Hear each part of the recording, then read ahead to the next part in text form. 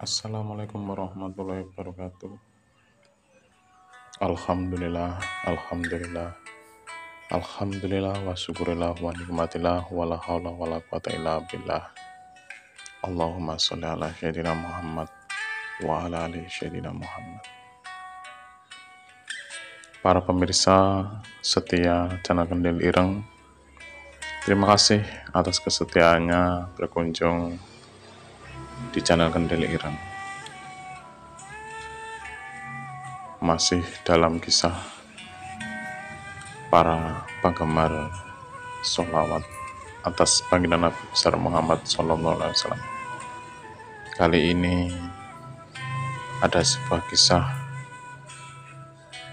dari penjaga makam Nabi besar Muhammad SAW dan seorang dari bangsa Syria. Nah, kita saksikan kisahnya. Semoga bermanfaat, semoga mendapatkan hikmah.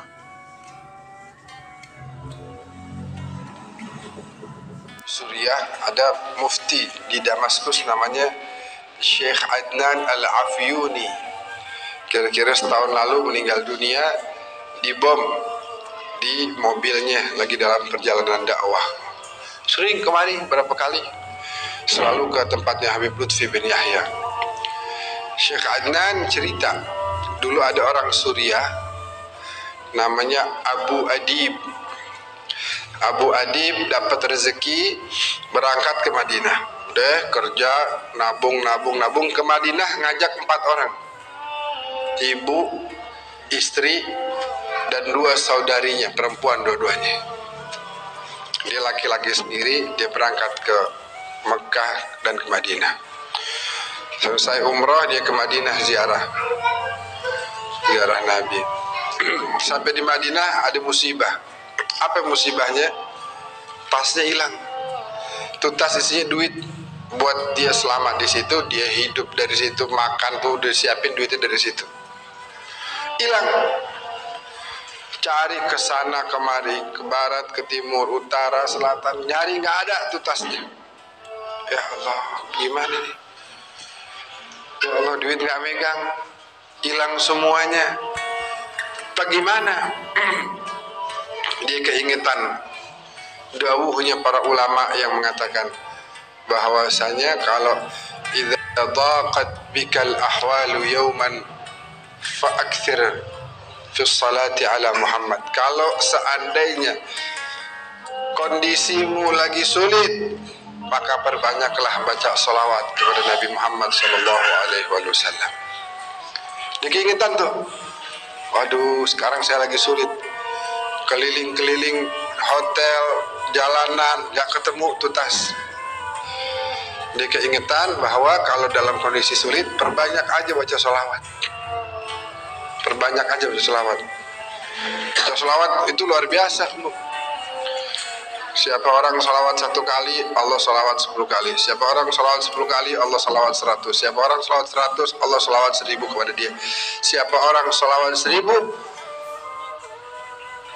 hurrima jasaduhu minan nar, maka diharamkan jasadnya masuk ke dalam neraka.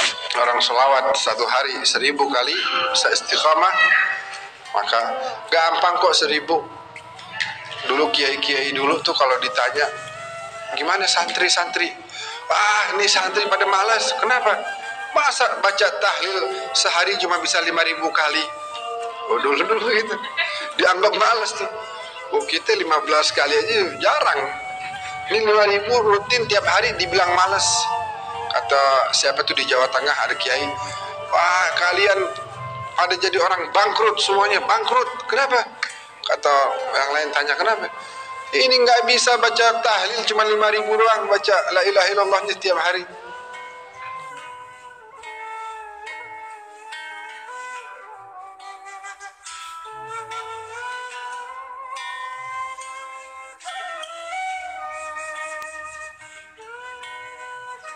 Malu di hadapan Allah cuma baca 5000. Nah ini selawat 1000 kali azim, punya pengaruh yang luar biasa. Kalau kita udah dawamkan tuh, kita nggak bakal bisa lewat, nggak bakal bisa kita lepas nih. Seperti hutang nanti. Kalau orang udah banyak sholawat sama Nabi, dia bakal dekat sama Nabi, bakal dikenal sama Nabi, dikenal. Nah, orang ini datang ke Ar-Raudhah Asy-Syarifah, datang ke antara makam Nabi dan mimbarnya. Di situ adalah tempat turunnya wahyu Allah. Di situ adalah kata Nabi sebagai Raudhah min Riyadil Jannah, taman surga yang ada di bumi. Akhirnya itu orang datang ke situ bacain sholawat dengan niat supaya ini masalah yang dia lagi hadapin bisa dapat jalan keluar. Kesian ibunya, bininya, saudarinya dua. Dia pikir bagaimana, ya udah dia datang situ dibacain sholawat aja. Allahumma sholli ala Muhammad wa ali Muhammad, Allahumma sholli ala sayyidina Muhammad wa ali sayyidina Muhammad, Allahumma sholli ala sayyidina Muhammad wa ali sayyidina Muhammad. Begitu. Sehingga karena dia dari tadi tuh nyari ke sono kemari, rupanya capek dia. Lagi baca sholawat sambil nyender begitu. Ini yang cerita Mufti Damaskus nih, Syekh Adnan Al-Afyuni. Sambil dia senderan gitu ya, akhirnya ketiduran dia dalam sedang membaca sholawat. Dalam tidurnya Allah takdirkan dia berjumpa dengan junjungan kita baginda Nabi Muhammad sallallahu alaihi wasallam. Dan orang kalau dia ngelihat Nabi, sebagaimana beliau sabdakan, man ra'ani fil manam faqad ra'ani fa inna syaitana la yatamatsalu bi. Siapa orang lihat aku di dalam tidurnya, dalam mimpinya, sungguh dia telah melihatku. Karena yang namanya syaitan atau jin tidak mampu menyerupai para nabi, apalagi Nabi Muhammad sallallahu alaihi wasallam. Nabi bilang, "Ya Aba Adib, wahai Aba Adib, ya Rasulullah, tamu antum, ana tamu antum, ana gharib, anda datang dari jauh, nggak kenal orang, siapa-siapa di sini nggak tahu. Datang bawa bekal buat makan, buat tinggal di sini, hilang. Ya Rasulullah, antum sahibul bait, tolong jamu saya nih, cariin jalan keluar buat masalah saya."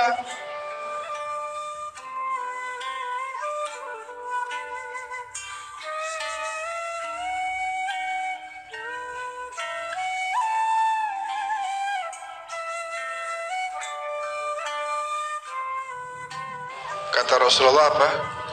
Ya Aba Adib, idhab ila bab fulani, pergilah engkau ke pintu sekian. Nabi itu makamnya ada pintu-pintu. Pintu 1, 2, 3, 4, 5, 6, 7, 8 sampai 30-an kalau nggak salah. Pergi engkau ke pintu sekian disebut sama Nabi. Nanti ada penjaga makam di situ, namanya Utsman. Bilang sama dia bahwasanya inna Rasulullah yuqri'uka salam. Nabi Muhammad bilang kirim salam sama dia. Bilang sama si Utsman, engkau setiap hari bersolawat 1000 kali kepada Nabi. Dan sekarang Nabi memerintahkan engkau untuk memberikan jalan keluar bagi saya. Cariin jalan keluar bagi saya. Terbangun dia nangis gerung luar biasa. Bagaimana enggak? Dia pandang tuh wajah paling indah. Dia dengar tuh suara paling merdu. Ya, dia lihat ciptaan Allah paling sempurna. Buru-buru dia salam ke pusara suci Rasulullah, lalu dia cari ke pintu sekian, terus dia bilang, afikum Utsman, ada dari kalian nih para penjaga yang namanya Utsman? Terus satu orang bilang, hadza, ini orang ini si Utsman. Terus, boleh saya bicara sama antum? Boleh. Ya Utsman, saya Abu Adib dari Suriah. Baru aja saya dalam mimpi melihat Rasulullah dan Rasulullah mengirim salam buat antum. Rasulullah bilang solawat antum yang 1000 kali tiap hari beliau terima. Dan Rasulullah perintahkan antum untuk mencarikan jalan keluar untuk saya. Itu yang namanya Utsman nangis-nangis. Terus dia bilang, sini, kita ngobrol di kantor saya. Coba cerita gimana? Diceritain lagi. Ya Utsman, saya Abu Adib dari Suriah. Barusan mimpi ketemu Nabi kirim salam sama antum. Nabi bilang solawat yang 1000 Nabi terima. Dan Nabi minta sekarang antum carikan jalan keluar bagi saya. Antum ke rumah ana, ayo antum ke rumah ana. Di mobil ditanya lagi, gimana ceritanya?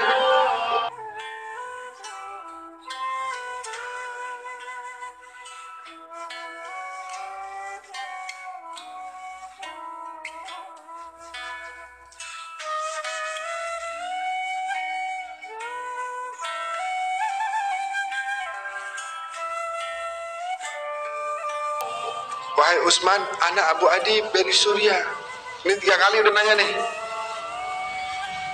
Saya mimpi ketemu Rasulullah kirim salam sama antum. Nabi bilang selawat antum yang 1000 udah beliau terima. Nabi minta antum carikan jalan keluar buat saya. Sampai di rumahnya disiapin makan. Sebelum makan ditanya lagi gimana ceritanya. Diceritain lagi. Selesai makan ditanya lagi. Lagi minum teh ditanya lagi. Akhirnya kata si Abu Adib, udah dah, capek juga nih. Ente percaya apa enggak sih? Tadi ada cerita udah berkali-kali. Gini aja deh, ente kalau mau percaya ahlan wa sahlan, silakan carikan jalan keluar. Tapi kalau ente nggak percaya, izinkan anak pulang aja. Mungkin ente anggap anak ini bohong, tapi emang begitu. Ada mimpi tadi begitu, apa adanya anda sampaikan. Kata si Utsman, laqad saddaqtuka min marratil ula. Dari pertama kali engkau cerita, aku udah percaya. Tapi ucapanmu Rasulullah kirim salam kepada aku itu ingin aku dengar lagi. Saking aku senangnya. Tiap dengar kabar, dapat ucapan Rasulullah yuqri'uka salam. Aduh, Rasulullah kirim salam. Bagaimana hati saya nggak mau seneng. Ibu-ibu sekarang dibilangin Rasulullah kirim salam. Waduh, indah banget. Jaminan sorga udah. Rasulullah kirim salam. Iya kan? Bayangin. Rasulullah kirim salam. Assalamualaikum warahmatullahi wabarakatuh. Doa dari Nabi. Pasti diijabah oleh Allah subhanahu wa ta'ala. Kata si Utsman, anu udah percaya sama antum dari mulai antum cerita yang pertama kali. Tapi anu pengen dengar lagi. Tuh indah apa enggak Ibu? Indah kan?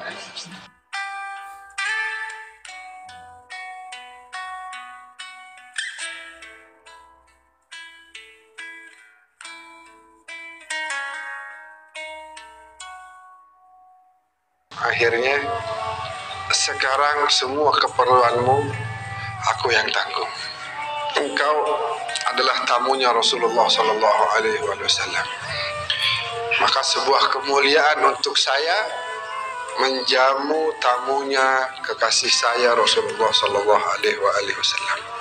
Antum bisa bayangin tuh kemuliaan yang didapat sebenarnya lebih kepada si Utsman daripada si Abu Adib. Kenapa? Karena dia mendapatkan amanah, kepercayaan dari Nabi. Nabi meminta kepadanya satu permintaan dan itu kemudian menjadi penyebab kemuliaan bagi dia. Bagaimana dia bisa dapatkan kemuliaan tersebut? Dengan tadi, tiap hari dia baca salawatnya berapa? 1000 kali. Abu Adib membaca beberapa kali, kemudian Allah berikan jalan keluar atas masalah yang sedang menimpa dirinya. Jadi kalau kita mau melazimkan itu, mendawamkan itu, maka akan terasa begitu banyak perubahan-perubahan yang terjadi dalam diri kita. baik itu yang sifatnya zahir, rezeki kita, kesehatan kita, perjalanan usaha kita, bisnis kita, semuanya akan mendapatkan kemudahan demi kemudahan. Ataupun batin kita, karena dengan salawat Nabi tinggal di hati kita, maka Nabi nggak akan pernah bersatu dengan yang namanya rijis. Kotoran-kotoran akan hilang dari hati kita. Kenapa? Karena Allah tidak mungkin menyatukan Nabi dengan kotoran. Kalau sudah Nabi tinggal berada menetap di hati kita, itu yang namanya sifat hasud, yang namanya iri, dengki dan lain sebagainya akan hilang. Yang akan menetap di hati kita adalah cahaya dari junjungan kita baginda Nabi Muhammad sallallahu alaihi wasallam. Amin ya rabbal alamin.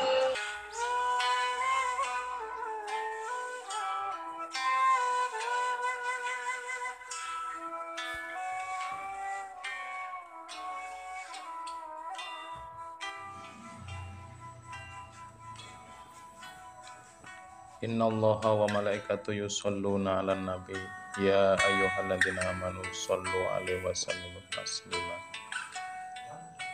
Sesungguhnya Allah dan para malaikatnya bersalawat untuk Nabi.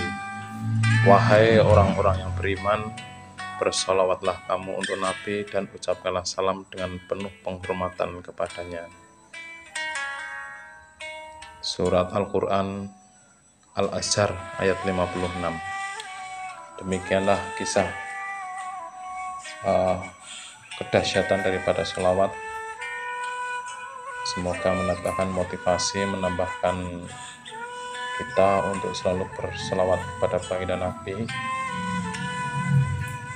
Terima kasih telah berkunjung di channel Kendelirang. Wassalamualaikum warahmatullahi wabarakatuh.